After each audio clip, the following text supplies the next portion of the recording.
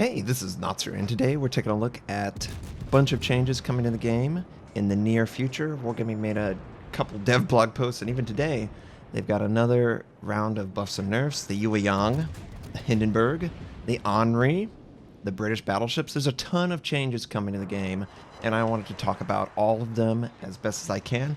The game in the background is myself in the Tier 10 German cruiser, Hindenburg. This is one of the ships that is receiving a buff, thankfully, and it's one of my favorite ships in the game. I've always enjoyed sort of the tankiness that it's provided to the game, so let's just talk about all the changes. So, one of the first things that Wargaming is highlighting, 8.6 will be the early access release of the French destroyers, similar to the Soviet battleships, similar to the French battleships. Whenever they were released, you had the potential to unlock some Tier 4 to Tier 8. I'm going to guess it's probably the Tier 5, 6, 7, and 8 being the final reward for the French DDs. I've loved the line. Speed boost, no smoke whatsoever. It does have main battery reload, though, which is an incredibly powerful sniping tool to do damage and kill enemy DDs that you happen to run up against. I think when the French DDs are released, it'll turn out to be one of the most exciting lines that Wargaming has released to the game to date.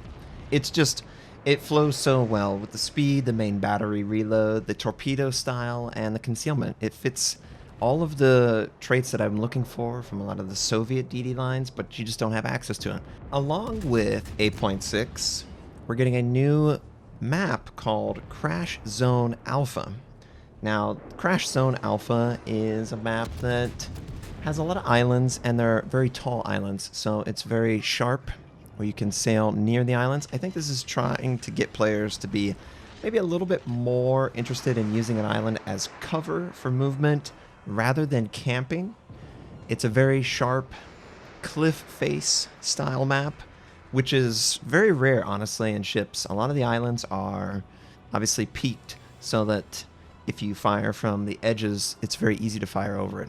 Greece is receiving a slightly adjusted weather pattern. It's going to sunny, and this should allow for, a more appealing appearance when playing on the map. One of the criticisms of Greece was that it was just a little too dreary and dull, and it just looked like every other map. It was like dark and brown. So I'm excited to see a sunny Greece map.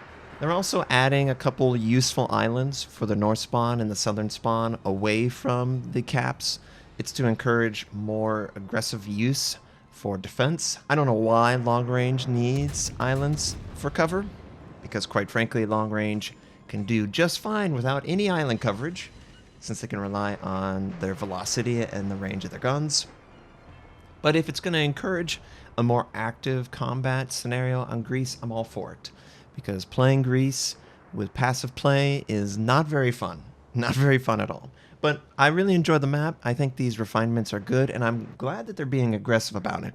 They could easily let the map sit forever without any changes, but the changes that they are making seem to be in response to the player feedback. So I'm happy about that. Now let's talk about all of the balance changes that are coming to all the different ships. And I'll give you my opinion on all of them. There's about, there's probably 15 or 20 ships receiving adjustments. It can happen as soon as the next patch, but it's probably going to be delayed to probably 8.6 or even beyond. And maybe some of the changes don't even make it to live after they've been play tested. So one of the first changes that are coming, Henri, the Tier 10 French cruiser, is getting a nerf. Its reload is going from 12.3 base to 13 seconds. It's a nerf of 0.7 seconds, which is an incredibly tiny nerf, if I'm being completely honest, if not for other micro changes that they're going to make, and I'll talk about those.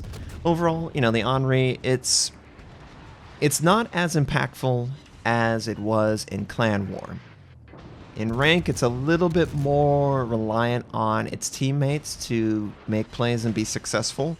So in my experience, it hasn't been the go-to play for rank play, but for clan, it is absolutely beastly.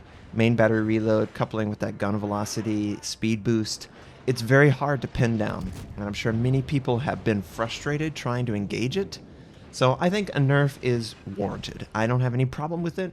Is it too much? Is it too little? Honestly, I have to see. The Rune and the Hindenburg are going to receive a reload buff. Their base reload is going from 11 seconds to 10.5, which is sort of a half return to what the reload used to be. And I think their example is, 7.6 or 7.9. They buffed the repair party, but they nerfed the reload because the Hindenburg was such a flavor of the month at the time. It was incredibly dominant, but a lot of cruisers have received buffs and nerfs, and the Hindenburg has sort of dropped off in its popularity. So I think a slight increase to its reload, it can't hurt. I think it'll set it up for a good jack-of-all-trades, master-of-none sort of scenario. It's an incredibly fun ship for me to play, just because it is so reliable. So I'm happy that the Hindenburg and the Rune are getting some buffs. Now, a very interesting change that's coming to the game. The Tirpitz, Bismarck, Graf Zeppelin, all tier 8 through 10 German cruisers that are using 105mm secondaries are receiving a penetration buff. The base pin of the 105s is going from 17 to 25 millimeters, which is an important threshold. You couple that with IFHE, all of a sudden, all of your German secondaries can pin the enemy 32 millimeter bow and stern of their battleships. Obviously, you can do full damage to cruisers who have up to 30 or 25 millimeters. This is a big change for secondaries. This turns it into incredibly high DPS. Secondaries are right on the edge of being incredibly broken on their damage output. I'm curious to see how this affects the Bismarck and the Tirpitz specifically. I don't know if they'll go a full IFHE build, but this should increase their damage output across the board against any target that their secondaries happen to hit. I'm very interested to see if Wargaming would be interested in improving the GK's secondaries as well, and Friedrich der Grosse, both of which they're not listed on this change, and both of which could benefit from a secondary pin buff. Honestly, secondary pin should be one of the advantages that the Germans have, and I think requiring IFHE might be a little too much, but we'll see. The biggest problem with the German battleships is the over-budgeted commanders builds that you need. It's beyond ridiculous how many commander points you need to really be viable as a secondary German battleship, and that's not going to change. This is still going to require IFHE if you happen to be interested in it. You're just going to see more return by investing in IFHE for those ships. The Key is receiving a Citadel deck pin buff. It's going from 22 millimeters to 32. This should help a little bit against 356 millimeter gun caliber, they say. I don't know how much this is going to impact their ability to avoid AP citadels from dive bombs. It's a very interesting change. I mean, it's the Key. It's the ship for the Japanese, the Amagi with good AA. Having your Citadel have better deck armor, long-range fire support, protection. It's a small change. I don't know that I'm ever going to notice it. It's certainly not as big of a change as the other changes. The Z-23, the Tier 8 German DD, is receiving a health buff on its stock hull. This is nice because some stock hulls are really bad. They set you up for failure. They're just not good enough initially, and you sort of have to race up to the upgraded hull to even be viable to play. Anytime that they're buffing a stock hull to match or make it more improved, this is a direct buff to playability and grinding up the line, so I'm all for stock hull buffs. Making it easier for players to pick up the game and work through the line is always a good thing. The Grozovoy. Now, I mentioned that there are more subtle buffs coming.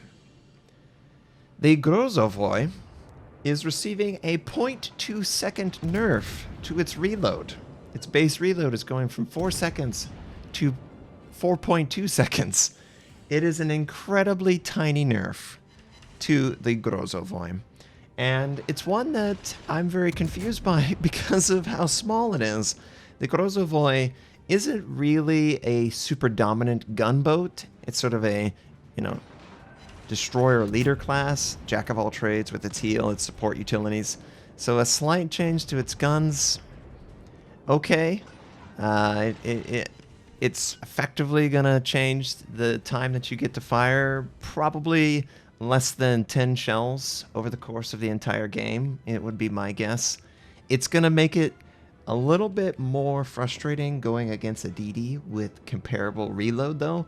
They're going to be slightly quicker, so you're going to be probably encouraged to rely more on your gun velocity for range, so you have that greater advantage, because you're not going to have a reload advantage against pretty much 98% of the DDs you fight.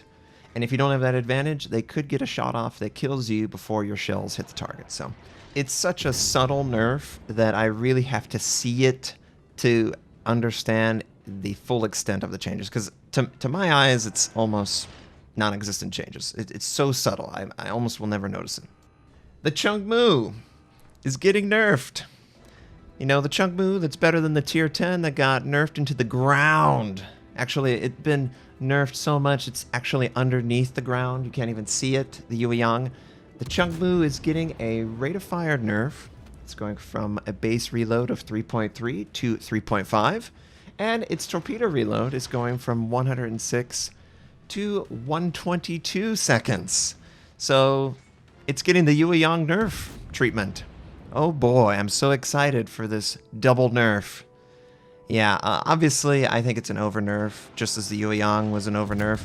And because the Yueyang was such an over nerf, Wargaming deems it acceptable to buff it. So the Yueyang's torpedo tubes are going from 156 second reload, which is so terrible. 156 seconds, really? To a improved 146 seconds. So it's a buff. It's a really, really tiny buff to a super nerf that happened long ago. 7-11, yeah, 7-11 was when it happened. It's like, oh, Yueyang. It's been 6 months. The nerf was just so overblown. It should have been attached to radar hull. It should not have been attached to the entire ship, because it just brutalized the gun reload and the torpedo reload. And the Chung Mu getting a similar treatment. Wargaming does not want you to feel like the tier 9 is better than the tier 10, clearly. Along those same lines, the Jutland is getting a nerf. The Jutland reload is going from 3.5 seconds to 4 seconds. That's the tier 9 British DD. It is an effective ship. Honestly, nerfing it by half a second, it's a noticeable nerf. It does make it less competitive, but it's better than nerfing both the guns and the torpedoes. And honestly, the Jutland gun damage is so extremely high. It's very competitive with even, the Kitakaze, the Hiraguma. It is just incredibly powerful. The British have access with IFHE and with their guns. I'm okay with this change. It's frustrating for those who have dealt with it, but I'm okay with that nerf. The gearing is getting a buff to the gearing torpedoes, the 16.5 kilometer range torpedoes. The reload is going from 136 seconds to 122 seconds. This is nice. In my opinion, the Fletcher torpedoes were just so superior in reload that there was no reason to ever use the gearing long-range torpedoes unless the play revolved around super long range. This is going to make it to where it's a real choice. Do I want quick reload, high damage, short range, or do I want fairly good reload, longer range, a little bit lower damage torpedoes? This is a great change. This makes the gearing even more interesting with the choices that the player can make. And it's one where you can't predict that they're going to use the Fletcher torpedoes across the board. I mean, that's pretty much what every gearing I've seen shifted over to, so hopefully this will cause some of them to shift back. With the long-range torpedoes, you can go a torpedo accelerated build and sort of outrange radar, which I've seen a lot of players, and with the reload buff, it'll make it a little bit more enticing. The Emerald is receiving a Citadel deck buff. It's going from 25mm to 40mm, and this is a direct response to attack rockets. Apparently, attack rockets could literally penetrate the Citadel because it had enough pin. So they're buffing it past the threshold for attack rockets across the board. This is a nice change for the Emerald. Felt so bad for Emeralds that got their citadel penetrated by attack rockets. I can't even believe that that was a possibility. But it was, and now I guess they're addressing it. The King George, the Duke of York, the Lion, the Monarch, and the Conqueror are all receiving buffs and nerfs. Their citadels are being raised so that they can be punished from a longer range, and obviously angling is important. But in a compensation, Wargaming is improving their heal potential. Across the board, the Repair Party consumable will now provide 75% heal restoration on casemate non-citadel damage instead of 60%, which is a nice buff. The Duke of York is receiving an extra heal charge, so it's going from 2 to 3 base, which is nice. King George V, Duke of York, and Monarch restoration is going from 0.5% to 0.6%, which is also a nice little buff to the total heal potential that these ships will bring. The Repair Party reload time for the King George, Monarch, and Duke of York is being lowered from 120 seconds to 90 seconds. Nice little buff, 30-second buff. The Repair Party reload for the Lion and the Conqueror are getting buffed from 180 seconds to 120 seconds. That is a super buff. This is something that I've been testing for a long time, and like 3 or 4 patches, it is very noticeable how much more tanky a good skilled player can be, but also a long-range ship is more punishable. The Conqueror, the Lion, all these guys with a raised citadel, so it's something that has to be considered. And honestly, I think it's a good change to make them more dynamic. I don't know that it's the only change that they need, but let's face it, the British battleships are the easy mode battleship line. That's the perception. So raising the citadel and returning more heal to the player, I think it's a good compromise to making it feel like they're more active in combat and their angling matters more so players can punish. I have to see, obviously, I haven't been able to fire at the test version of these ships because I'm the tester, so I have no idea how easy the Citadel is to reach for long-range fire support. I'm super excited for 98% of the changes. The only ones that I'm sort of sad about is the Pan-Asian changes. They just feel like they're just thrown in the dumpster, honestly. Thanks for watching. If you'd like to check out more of my content, you can click the most recent and the most relevant uploads. Also, you can choose to subscribe to my channel. I do daily World of Warship videos, first impression reviews, how-tos, news related. My recruiter invitation is on the screen. It's for North America. You can take advantage of it. I stream at twitch.tv/Notser. Thank you, have a wonderful day, and I'll catch you next time.